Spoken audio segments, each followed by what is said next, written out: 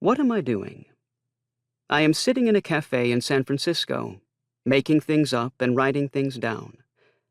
At my table is an emptied espresso cup, a half-full bottle of fizzy water, some index cards with words and phrases typed on them, and a bright yellow legal pad on which I am writing with a pen while an unsharpened pencil rolls around for fiddling with.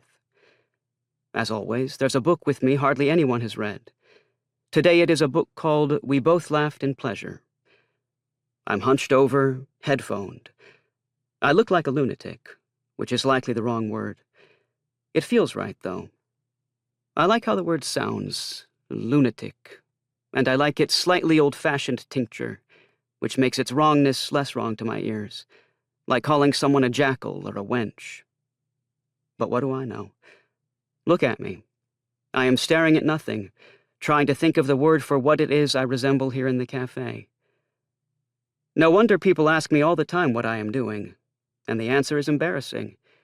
I am making things up and writing them down. For instance, when I said that people ask me all the time what am I doing, I made that up. Here, as all over the world, people generally ignore one another. In 20 years of working like this in cafes, I have been asked what I am doing precisely twice. Both times the people assumed I was a teacher. I told them yes, I'm a teacher, because it was too embarrassing to say no, I am not a teacher. I am making things up and writing them down. But I like to imagine that lots of people ask, or at least wonder, what it is I am doing. Why don't you write at your desk, is another thing I imagine people ask me, although they never do. It is true I have a very nice desk. The man who sold it to me said it was originally a medical examining table.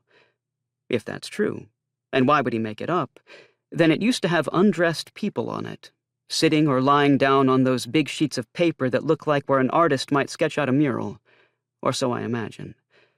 Now different things are sitting there. Some of the things I like, such as books I am reading or still thinking about or can't wait to read, and a few paperweights that feel good to hold. But some things on my desk I am trying to avoid, tedious chores that I have put on my desk so I cannot avoid them. And of course there is a computer on my desk, where I type up what I write down on legal pads. But the computer is also full of dull chores, correspondence and business and whatnot, plus the internet and its harrowing distractions. So I leave the house. I do not bring my computer, not only because I am trying to avoid it, but because I do not know what to do with it in the cafe when I need the bathroom. I could ask a stranger to watch it for me, like a fool, or bring it with me, feeling like a pervert while trying to balance the computer precariously on top of the toilet to keep it safe. You can leave a legal pad and some index cards on the table. No one will steal them, because they think you are a lunatic.